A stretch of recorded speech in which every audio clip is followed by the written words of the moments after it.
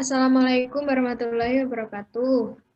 Waalaikumsalam warahmatullahi wabarakatuh. Kami dari kelompok 4 akan mempresentasikan materi mengenai bioteknologi. Saya Devi Ai Pratiwi, NIM 20021111012. Saya Nurul Aminin dengan NIM 2002111007. Saya Mardiah dengan NIM 2002111013P. Bioteknologi yaitu cabang ilmu yang mempelajari pemanfaatan makhluk hidup dapat berupa mikroorganisme untuk memproduksi barang dan jasa yang digunakan untuk kesejahteraan manusia. Jenis-jenis bioteknologi dibedakan menjadi dua, yaitu bioteknologi konvensional dan bioteknologi modern. Bioteknologi konvensional yaitu memanfaatkan secara langsung mikroorganisme seperti bakteri, jamur, maupun enzim mikroorganisme dan melibatkan fermentasi dalam pembuatannya. Untuk bioteknologi modern, yaitu melibatkan prinsip biokimia, biologi molekuler, dan rekayasa genetika. Cabang-cabang ilmu bioteknologi yaitu ada mikrobiologi, biochemistry, molekular biologi, biologi sel, embriologi, analytical chemistry, informatics, chemical engineering, genetics, fisiologi, dan imunologi. Secara bioteknologi sendiri dibagi dengan beberapa fase, yaitu fase pertama pada tahun 1800, dengan ditandainya sudah ada spekulasi terkait bioteknologi. Pada tahun berikutnya, 1800 sampai 1900, konsep dasar terkait bioteknologi mulai dikembangkan. Nah, tahun 1900 sampai 1953, genetika sudah mulai berkembang. Pada tahun 1953 sampai 1976, penelitian DNA sudah mulai berkembang. Tahun 1976 sampai sekarang, yaitu bioteknologi modern.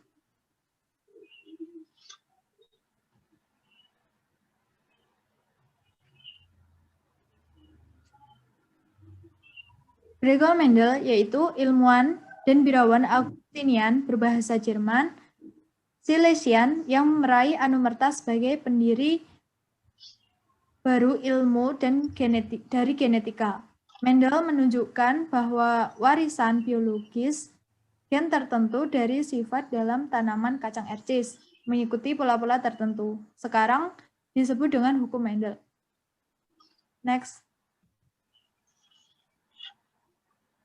Louis Pasteur, yaitu ilmuwan kelahiran Prancis. Sebagai ilmuwan, ia berhasil menemukan cara mencegah pembusukan makanan hingga beberapa waktu lamanya dengan proses pemanasan yang biasa disebut dengan pasteurisasi. Penemuan awalnya yaitu dengan pasteurisasi atau mematikan bakteri yang ada di susu dengan pemanasan. Next. Sir Alexander Fleming, yaitu penemu antibiotik penicillin. Next. Selanjutnya ada Rosalind Elsie Franklin, yaitu penemu struktur DNA. Selanjutnya ada Paul Berg, yaitu penemu rekombinan DNA teknologi. Next. Ian Wilmut, yaitu penemu cloning. Next. Berikutnya tentang prinsip dasar bioteknologi. Prinsip dasar bioteknologi itu ada 6, diantaranya yang pertama adalah fermentasi, kedua seleksi dan persilangan, 3. Analisis genetik. 4. Kultur jaringan. 5. Rekombinasi DNA. Dan 6. Analisis DNA. Next. Selanjutnya, aplikasi bioteknologi. Aplikasi bioteknologi itu terbagi 4 aplikasi, yaitu yang pertama adalah red bioteknologi. Red bioteknologi itu adalah bioteknologi di bidang medis. Yang kedua ada green bioteknologi. Green bioteknologi itu adalah bioteknologi di bidang peternakan dan pertanian. Yang ketiga, white bioteknologi. White bioteknologi adalah bioteknologi di mana penerapannya di bidang industri. Dan yang terakhir ada blue bioteknologi. Blue bioteknologi itu adalah bioteknologi di bidang akuatik atau perairan yang mampu mengendalikan proses-proses yang terjadi di lingkungan akuatik.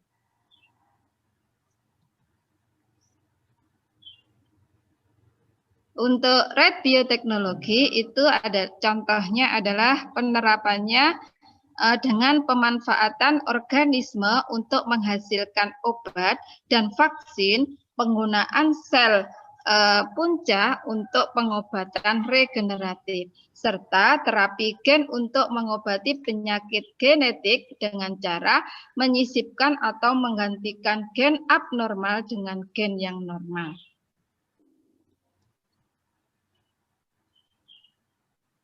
Green bioteknologi. Green bioteknologi itu berperan dalam menghasilkan tanaman tahan hama, bahan pangan dengan kandungan gizi lebih tinggi, dan tanaman yang menghasilkan obat atau senyawa yang bermanfaat.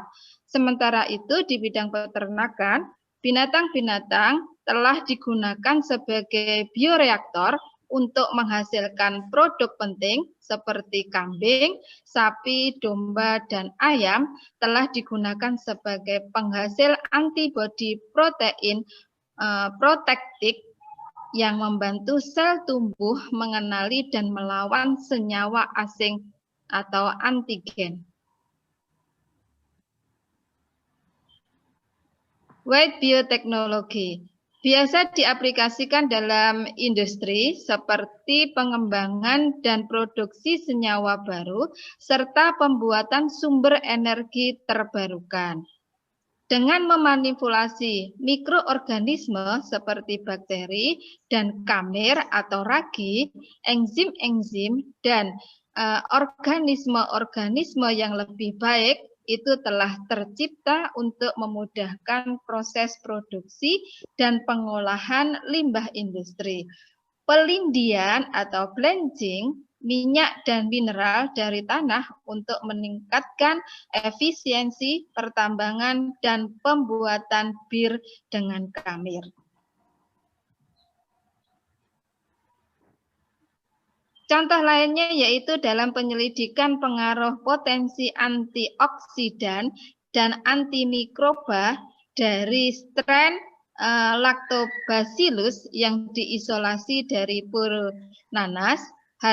Haluskan nanas digunakan sebagai kultur starter untuk pembentukan yogurt dari susu kambing, dan sifat yogurt diteliti selama 28 hari penyimpanan pasca fermentasi.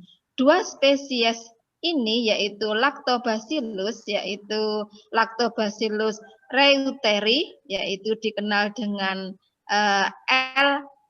LR12, dan Lactobacillus lactis, yaitu LL10, dapat bertahan hidup dengan baik dalam cold store penambahan pure nanas sebanyak 3%, tidak menyebabkan perubahan baik fisik dan sensorik dibandingkan dengan kontrol rasa dan sifat fisik lainnya.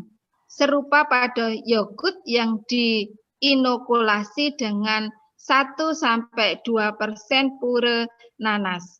Rasa fermentasi pada yogurt yang dimediasi haluskan nanas dan proses ini mungkin memiliki aplikasi yang signifikan dalam industri susu.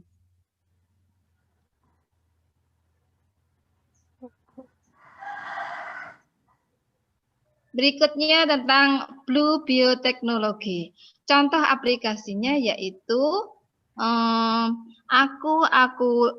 aquacultura yang dapat menumbuhkan ikan bersirip atau kerang-kerangan dalam kondisi terkontrol sebagai sumber makanan.